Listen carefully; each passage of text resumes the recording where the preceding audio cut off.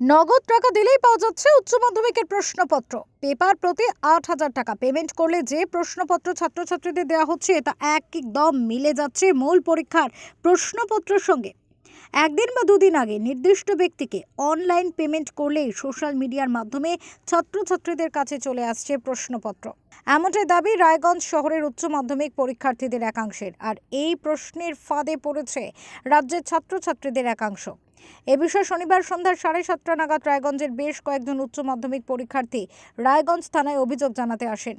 নাম প্রকাশে অনিচ্ছুক এক ছাত্রের কথায় বিষয়টির সত্যতা যাচাই করতে আমি ওই ব্যক্তিকে টেলিগ্রামে মেসেজ করে প্রশ্ন চাই। তখন আমরা তাকে জিজ্ঞাসা করি যে এই প্রশ্নই আসবে, তার প্রমাণ কি।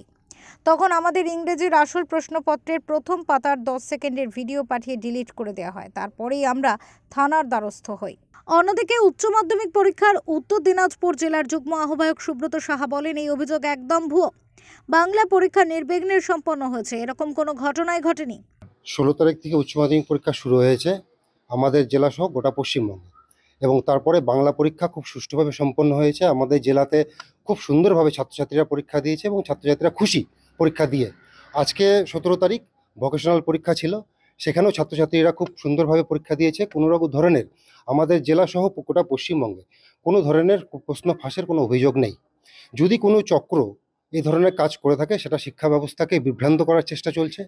এবং উচ্চ মাধ্যমিক শিক্ষা সংসদ অত্যন্ত তৎপর, ছাত্রছাত্রীদের সর্বদা পাশে রয়েছে। এবং আমাদের সার্বিক আমাদের জেলাতে যারা আমরা এই উচ্চ মাধ্যমিক পরীক্ষার দায়িত্বে রয়েছি, আমরা সবসময় ছাত্রছাত্রীদের পাশে রয়েছি।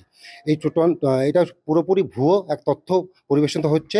ছাত্রছাত্রীদের বিভ্রান্ত করার চেষ্টা চলছে এবং উচ্চ মাধ্যমিক শিক্ষা সংসদকে কালিমালিপ্ত করার চেষ্টা চলছে।